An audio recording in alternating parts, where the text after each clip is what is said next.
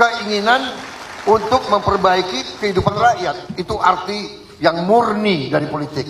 Tapi ternyata karena manusia penuh dengan nafsu, penuh dengan naluri-naluri yang ingin dominasi, ingin berkuasa untuk kepentingan sendiri, terjadi pengertian yang negatif. Artinya adalah bahwa politik adalah keinginan merebut kekuasaan dan bahkan dengan segala cara.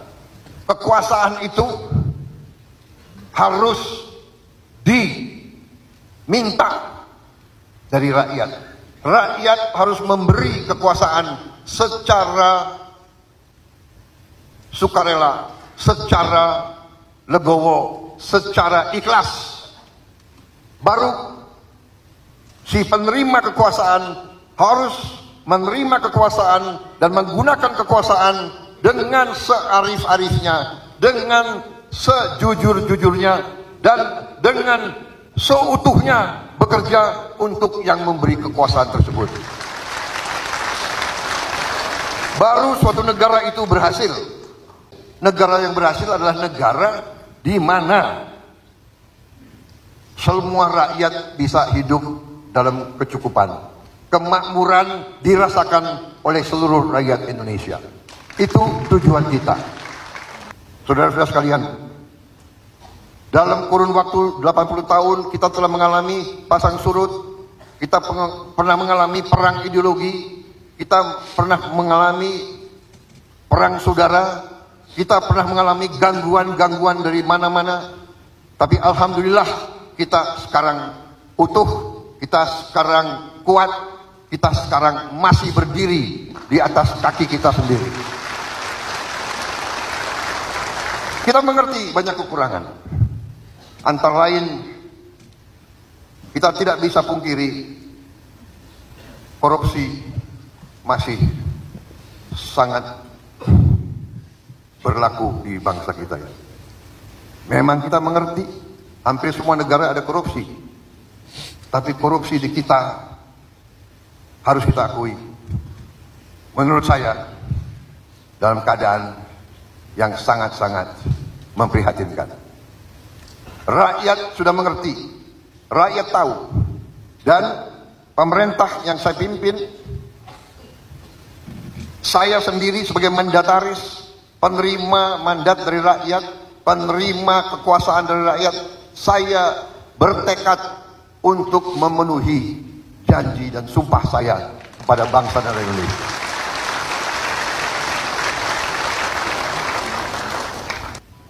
Saya semakin kaget.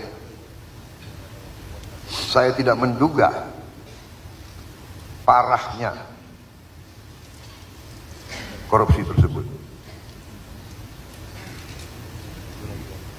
Tapi saya bertekad, saya harus tegakkan pemerintah yang bersih.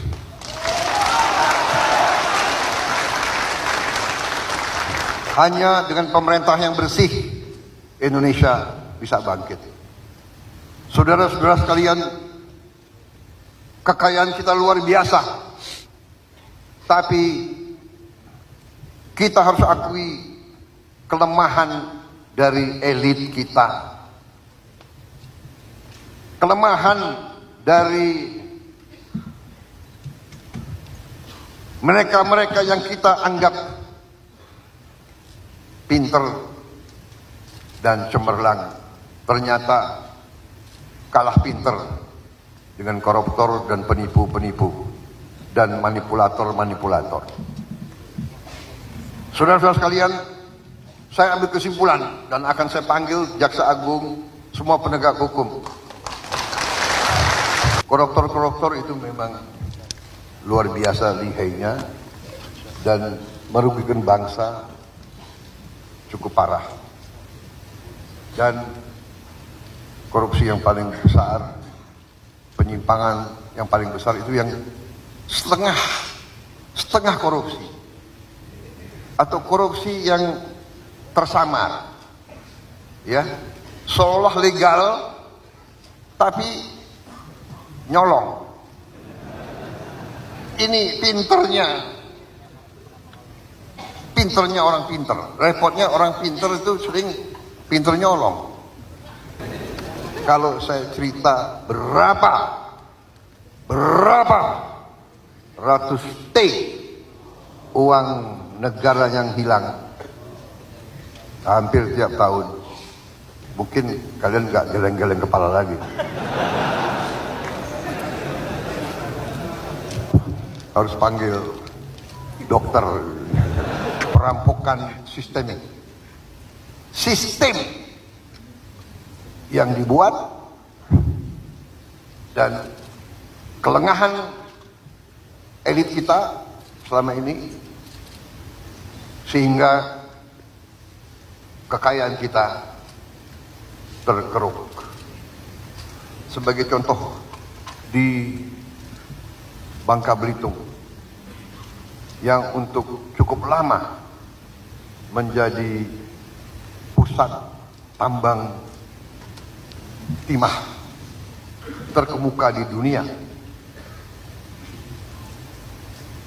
itu terdapat 1.000 tambang ilegal. 1.000 tambang ilegal. Mulai tanggal 1 September kemarin saya perintahkan TNI, Polri, Bea Cukai bikin operasi besar-besaran di Bangka Belitung, menutup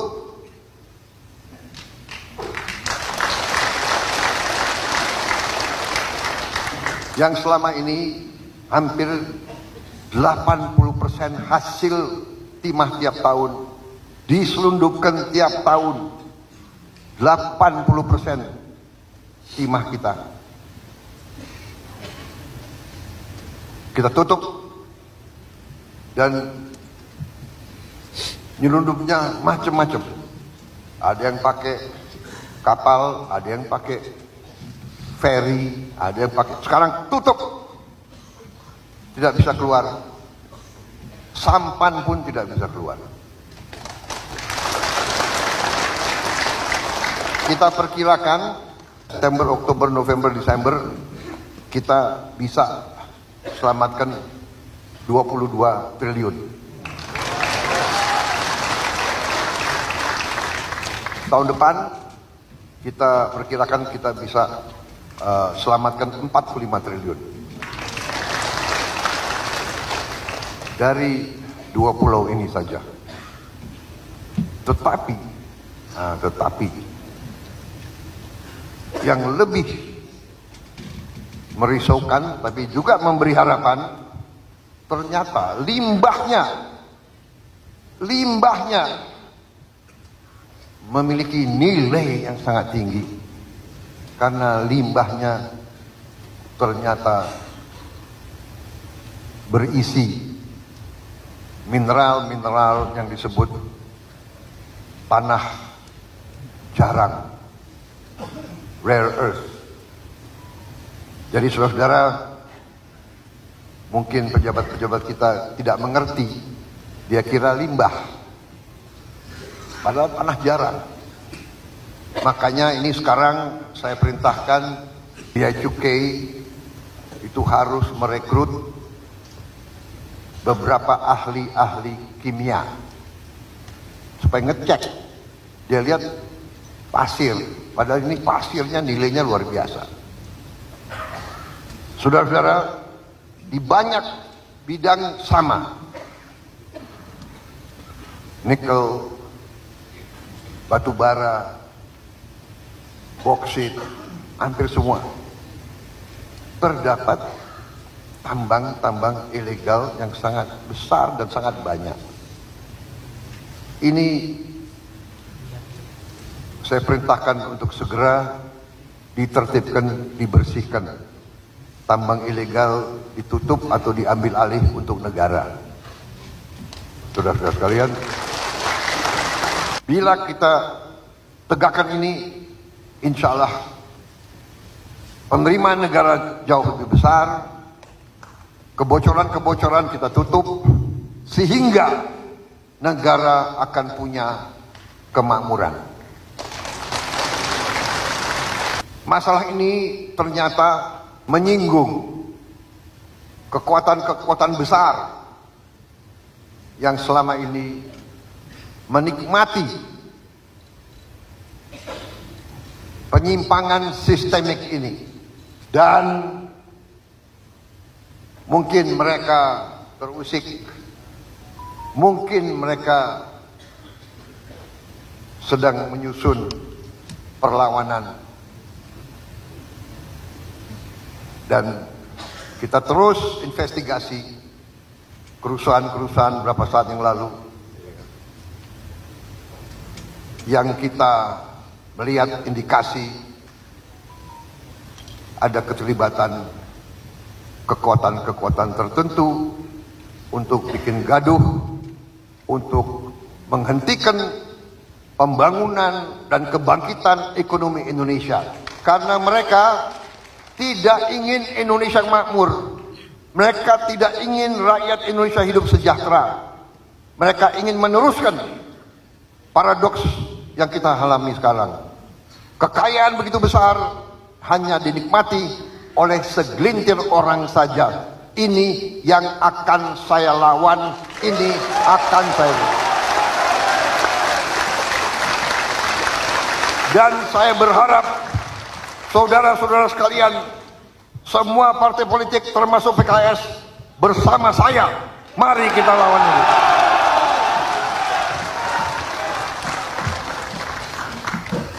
Saudara-saudara, saya benar-benar tidak membenci siapapun, tapi saya katakan bahwa perintah Undang-Undang Dasar, perintah pendiri-pendiri bangsa kita adalah bahwa bumi dan air dan semua kekayaan yang terkandung di dalamnya dikuasai oleh negara dan dipergunakan sebesar-besarnya untuk kemakmuran rakyat. Itu adalah perintah Undang-Undang Dasar kita, dan hanya itu, saudara-saudara, hanya itu yang bisa menyelamatkan masa depan anak-anak dan cucu-cucu kita. Saudara-saudara sekalian, saya menjelang 1 tahun menerima mandat, saya sekarang berdiri dengan penuh kepercayaan diri dan keyakinan. Karena dalam 11 bulan kita telah membuktikan dengan itikat yang baik, dengan tujuan yang baik, dengan hati yang ikhlas, dengan cinta tanah air dan cinta rakyat, kita bisa berbuat banyak. Kita telah menyelamatkan minimal 300 triliun rupiah. 300 triliun rupiah inilah yang kita pakai untuk makan bergizi gratis. Saudara-saudara sekalian, sampai hari ini sudah menjelang 30 juta penerima manfaat, 30 juta anak dan ibu-ibu hamil tiap hari menerima makanan. Bahwa ada kekurangan, iya. Ada keracunan makan, iya. Kita hitung dari semua makanan yang keluar, penyimpangan atau kekurangan atau kesalahan itu adalah 0,00017%. Ini tidak membuat bahwa kita puas dengan itu, tapi namanya usaha manusia yang demikian besar yang belum pernah dilaksanakan, saya kira dalam sejarah dunia. Berhasil memerlukan 11 tahun untuk mencapai 40 juta penerima manfaat. Presiden yang cerita sama saya, Mereka butuh 11 tahun. Kita 11 bulan sudah 30 juta.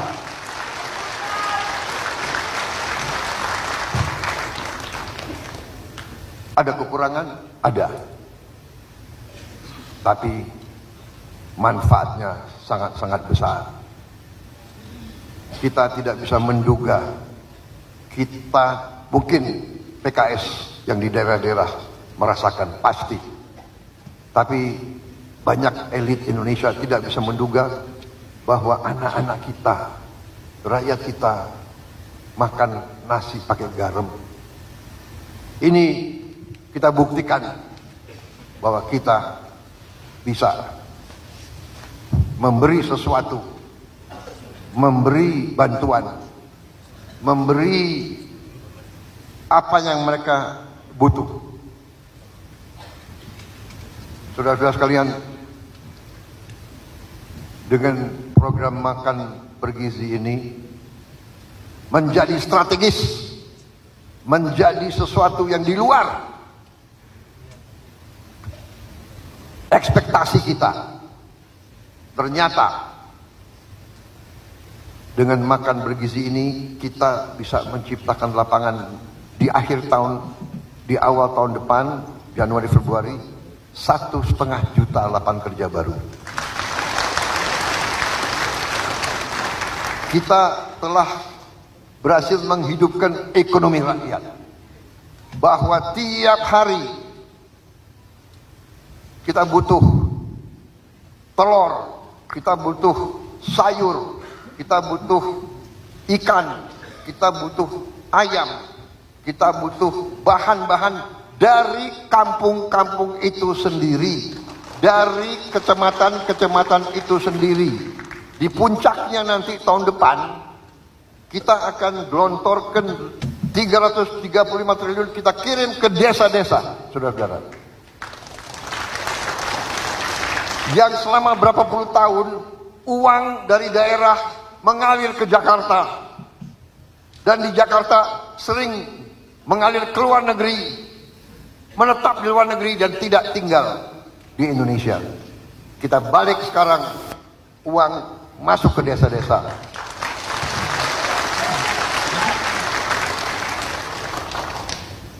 Dan saudara-saudara, dalam ilmu ekonomi ada yang disebut the philosophy of money. Kalau 1 rupiah beredar di suatu tempat, rupiah itu bisa menimbulkan 2, 3, 4 rupiah baru yang beredar.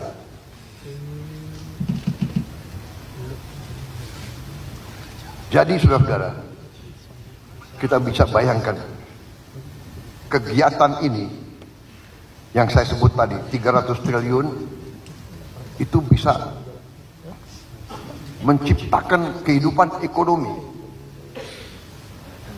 senilai 600 triliun, mungkin 900 triliun. Karena apa?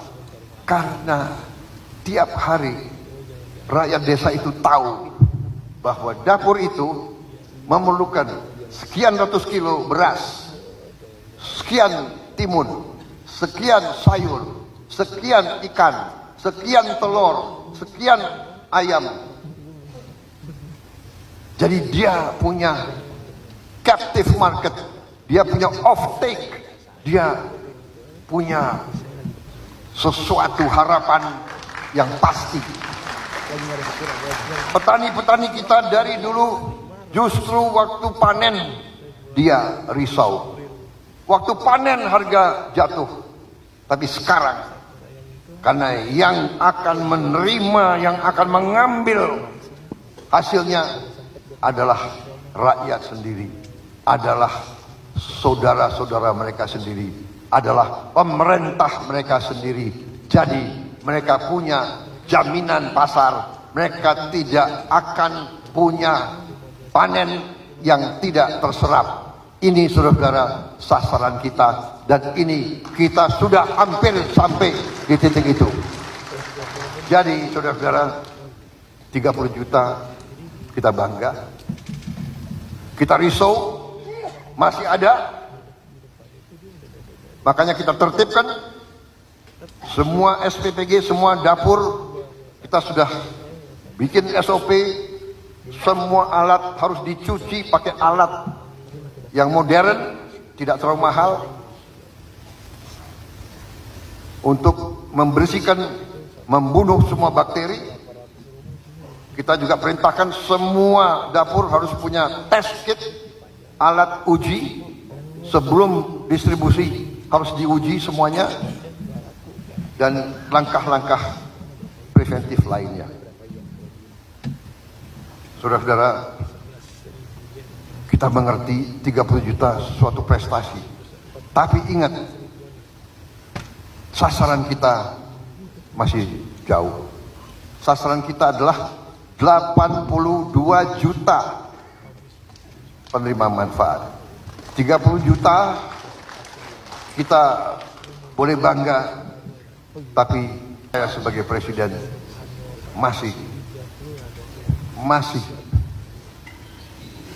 sangat sedih karena masih 50 juta anak-anak dan ibu hamil yang menunggu.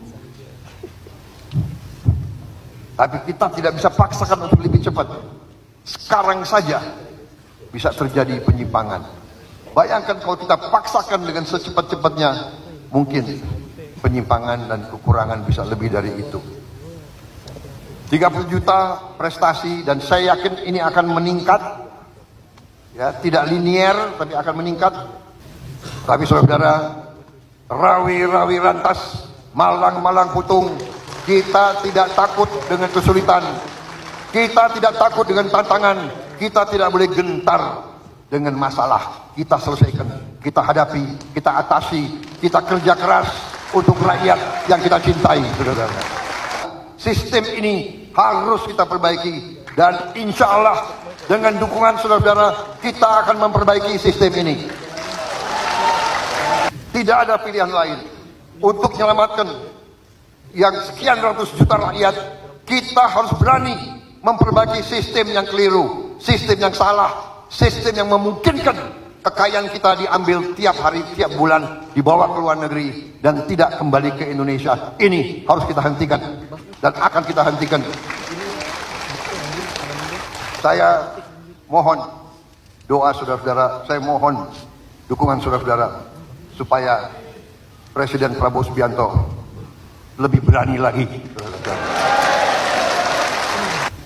Saya berharap semua organisasi dengan jalur, dengan sayap-sayap, dengan jaringan saudara-saudara sekalian, saya sudah bicara ke ulama-ulama, saya sudah bicara ke tokoh-tokoh agama, sampaikan ke semua rakyat, sampaikan ke ibu-ibu, bapak-bapak, kasih tahu ke anak-anaknya, jangan mau diadu domba, jangan mau dihasut. Kalau memperjuangkan demokrasi, kalau memperjuangkan hak asasi manusia, kalau memperjuangkan keadilan, kalau memperjuangkan perlawanan terhadap korupsi, tidak dengan kerusuhan, tidak dengan bakar-bakar, saudara-saudara sekalian. Apalagi yang dibakar dibangun dengan uang rakyat. Katanya memperjuangkan demokrasi, lembaga demokrasi, gedung DPR, DPRD dibakar, membuat kerusuhan, membuat bom molotov. Ini adalah kejahatan. Ini bukan aktivis, bukan pejuang demokrasi, bukan pejuang keadilan. Mereka hatinya jahat. They are evil. Mereka zolim. Mereka ingin membuat kekacauan. Mereka ingin mengadu domba. Mereka ingin menghentikan kebangkitan bangsa Indonesia. Selalu diberikan pesimisme, selalu diberikan gambar yang menurunkan harapan. Saudara-saudara, saya juga bisa, saya punya data itu semua, tapi saya harus menyaring dan saya harus melihat, dan saya melihat bahwa tadi baru berapa bulan, tapi dengan itikat baik, dengan niat untuk melakukan pemerintahan yang bersih, kita buktikan kita bisa menyelamatkan 300 triliun, mungkin lebih.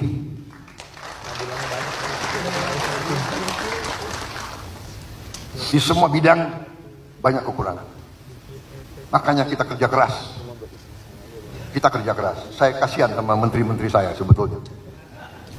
Malam minggu ratas, hari minggu ratas. Karena saya katakan kepada mereka,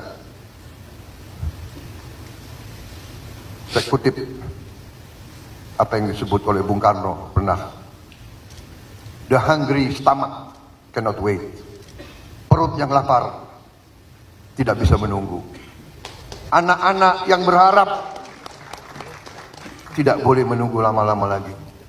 Kita harus kerja keras. Saya kalau keliling daerah, anak-anak keluar dari rumah, mereka teriak, Pak, makan bergizi, Pak. Oh ya, sudah terima? Belum, Pak, belum terima. Bayangkan itu, gimana itu? Aduh, sabar ya. Habis itu langsung kepala BGN saya telepon. Kepala BGN sudah botak kepalanya. Sekarang pupuk sampai ke petani. Tadinya ada 145 peraturan. Harus tanda tangan ini, tanda tangan ini, tanda tangan ini, tanda tangan ini, tanda tangan. Habis itu pupuknya menghilang, gak tahu kemana. Ya, saya pernah diberitahu waktu saya hapus semua itu, saya perintahkan dari pabrik pupuk milik negara, pupuk disubsidi oleh negara, uang rakyat, maka pupuk itu harus langsung ke petani. Jangan terlalu banyak perantara. Habis itu ada yang sampaikan ke saya, Pak, nanti Bapak kehilangan loh, kehilangan dukungan. Kenapa? Pak, ada 27.000 distributor. Sekarang mereka kehilangan, Pak, 27.000 distributor. Saya bilang, berapa petani yang ada di Indonesia? 30 juta kakak dengan suami istri, 100 juta. Menang mana? 27.000 atau 100 juta?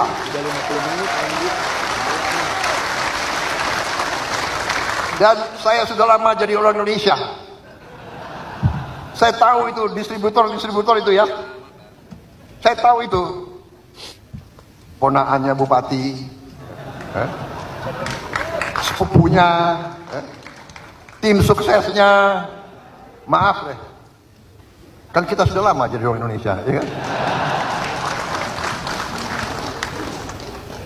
Habis itu, udahlah. Kita sudah tahu kan, kalau bupati nanti dia harus tanda tangan, nanti dia cek, oh, kecamatan itu nggak milih gue, desa itu nggak milih saya, nggak deh, pupuknya kurangi aja, kasih yang milih gue. Nah ini yang nggak benar, saudara-saudara. Dan waktu saya perintahkan potong mata rantai ini, yang 27.000. Kecewa, ya kan? Ada kader Gerindra yang pinter, dia datang ke Menteri Pertanian, Pak, kalau bisa yang 27.000 diganti kader-kader Gerindra aja. Ada wartawan deh. Pokoknya saya bilang nggak ada itu, tidak ada yang gantikan dari pabrik sampai gitu, nggak ada. Itu hak, mau petaninya milih PKS, milih Demokrat, mau nggak ada urusan. Politik adalah politik, hak adalah hak. Politik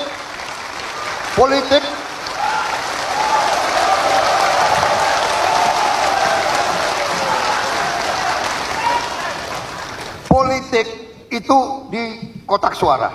Urusan si warga negara dengan hati nuraninya dan dengan yang maha kuasa di atas. Nggak ada urusan.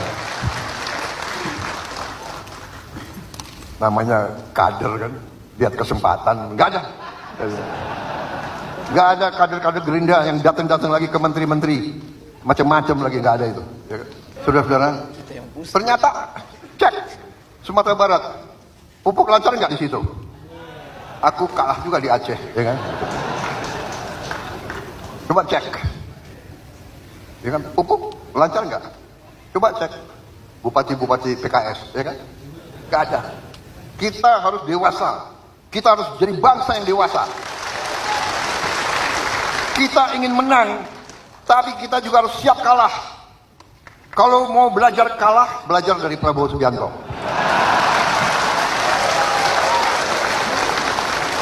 Lima kali pemilihan, 4 kali kalah. Tapi oke, yang liwat-liwat, kita bersatu sekarang untuk bangsa dan negara. Saudara-saudara, ya politik seperti itu. Politik juga harus rame, ya kan? Nggak ada masalah. Aku tuh terus terang aja loh. Saya tuh nggak dendam sama Anies, enggak. Kalau ya dikasih nilai 11 tuh gue nggak apa-apa itu. Bener loh. Sebetulnya dia yang bantu aku menang, saudara-saudara. Karena emak-emak kasihan gitu loh. Iya kan? Saudara-saudara, kalau debat presiden atau kan nggak menarik. Rakyat seneng lihat apa itu? Lihat rame-rame seneng, bener nggak? Jujur, iya kan? Jadi saudara-saudara, kita harus demokrasi yang dewasa.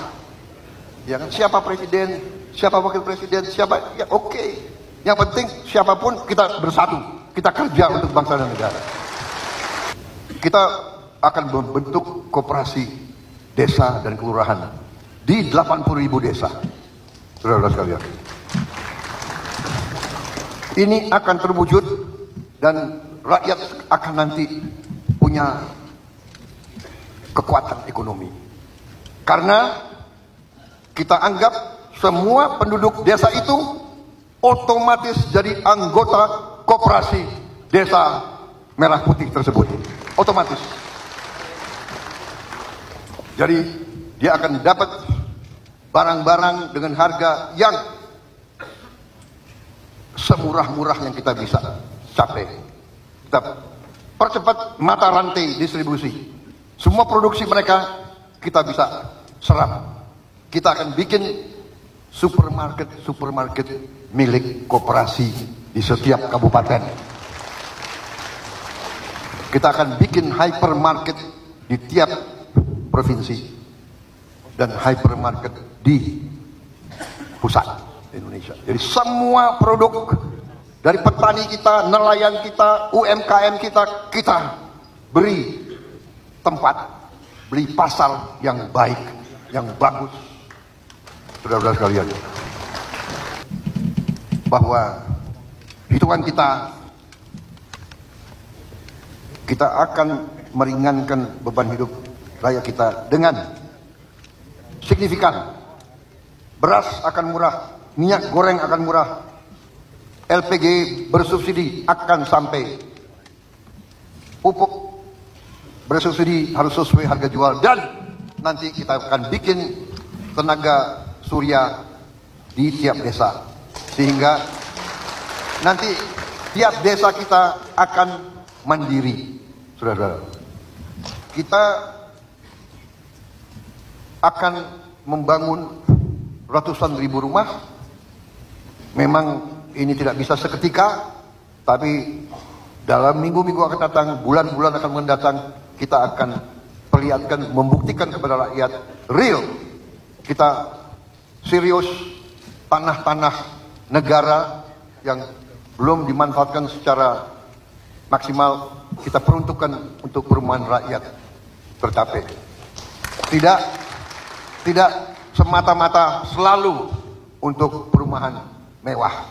Justru perumahan untuk rakyat yang paling bawah kita harus siapkan dan akan kita siapkan. Saudara-saudara, pembangunan 100 desa nelayan sudah berjalan dan kita akan tambah minimal 1000 desa nelayan. Harapan kita tahun depan akhir bisa sampai 2000 desa nelayan. Satu desa nelayan terdiri dari 2000 nelayan.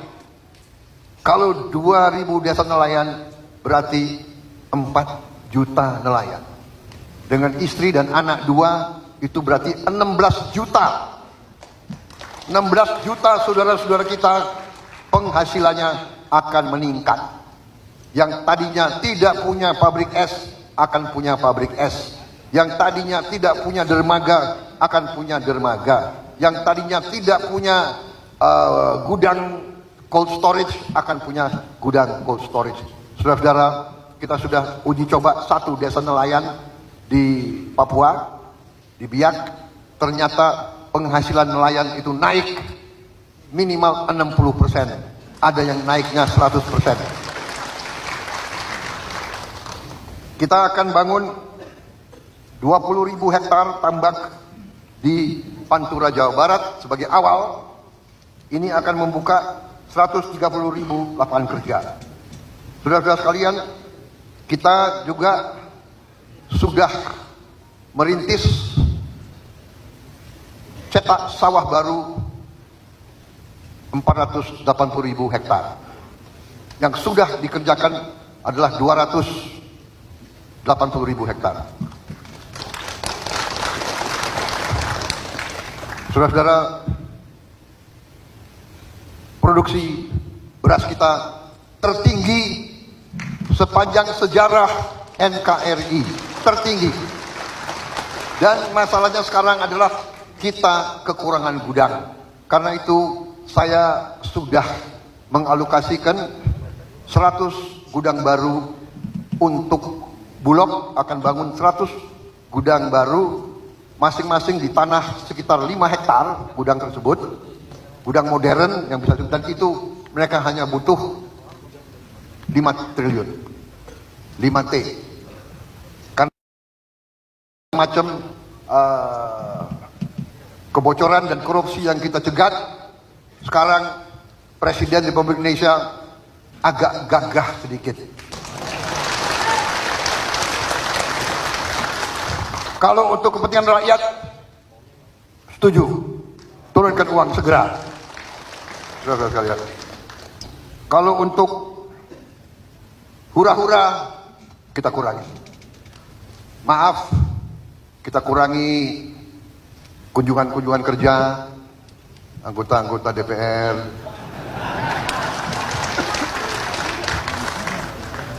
Saudara-saudara, ya, kunjungan kerja, apa itu, FGD, rapat-rapat di mana-mana kita kurangi.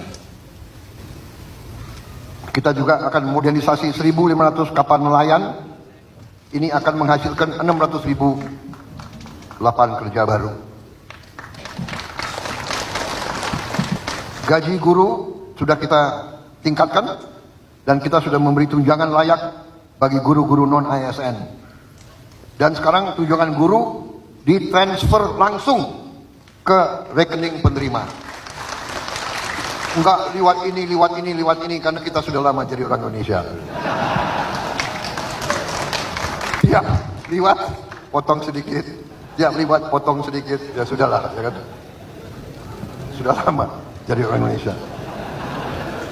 Saudara-saudara, kita akan bangun 20 sekolah unggul Garuda, 80 sekolah unggul Garuda transformasi, dan total 6 SMA Taruna Nusantara di daerah-daerah. Dan rencana saya akan membangun 20 politeknik di daerah-daerah yang ketinggalan, yang terbelakang. 20 politeknik. Rakyat, sekolah rakyat sudah kita bangun 165 titik, dan kita menuju ke 500 sekolah rakyat. Tapi saya sedang merencanakan dan saya sedang melihat keuangan. Saya ingin membuat sekolah unggulan terpadu di setiap kecamatan.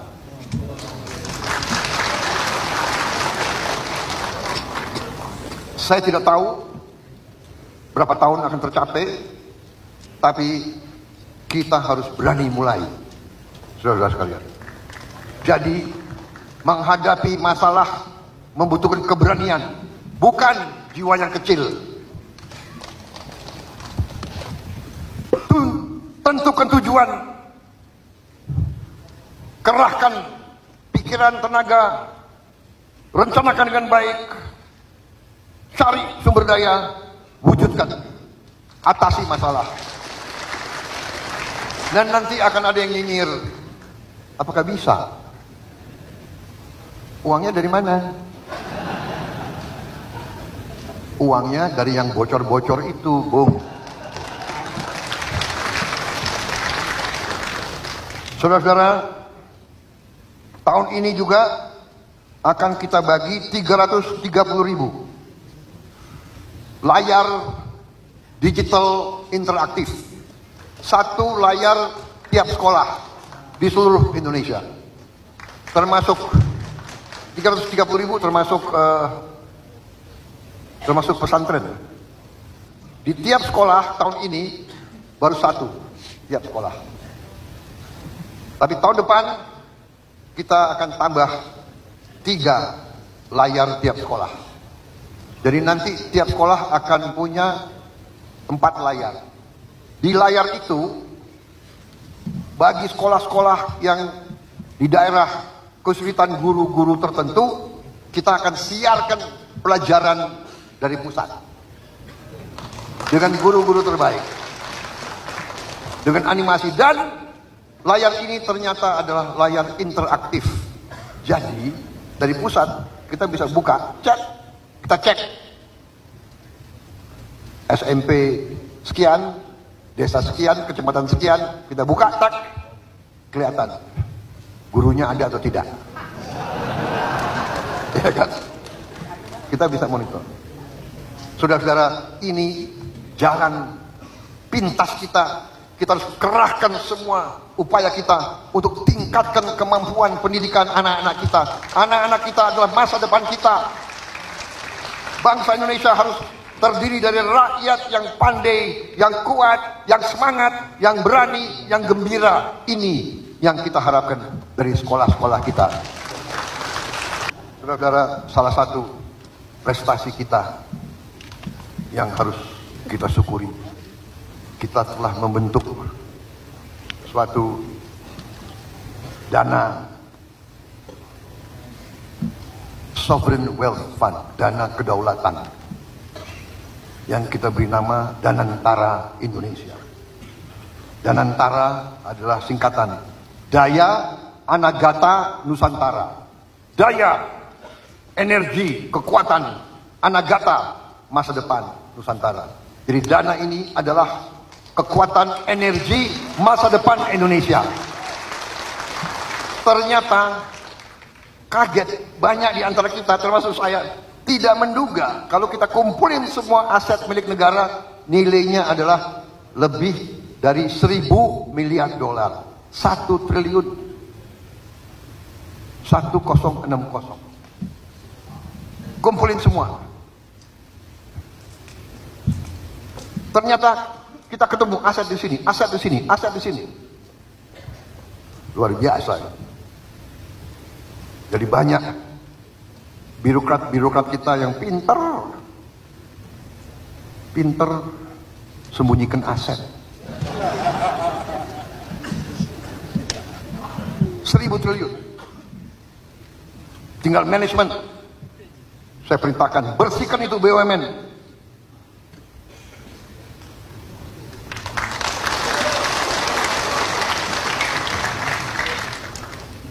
Kadang-kadang nekat-nekat mereka itu, ya. Diberi kepercayaan oleh negara, dia kira itu perusahaan nenek moyangnya.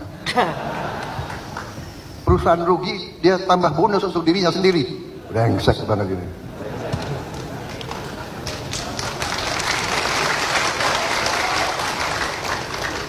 Saya mau kirim kejaksaan sama KPK ngejar-ngejar itu. Bagaimana? Perlu dikejar atau tidak?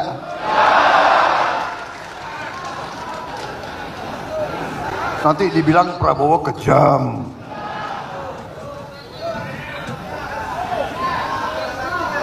Saudara-saudara, kita kasih kesempatan mereka bersihkan itu BUMN. Saya berharap dari dalam 2-3 tahun, 4 tahun kita bisa bersihkan. Saudara-saudara, kalau dagang yang biasa, ya, itu harusnya hasilnya itu yang wajar itu 10% dari aset. Kalau aset kita 100, harusnya tiap tahun kita dapat hasil 10%. Iya kan? Jadi dari 1.000 miliar dolar, harusnya negara kita dapat hasil 100 miliar dolar tiap tahun. 100 miliar dolar 1.600 triliun, saudara-saudara. Harusnya. Oke, karena kita orang Indonesia yang 10%. Kalau dari 10% oke deh, 5%. 5% harusnya 50 miliar dolar kan?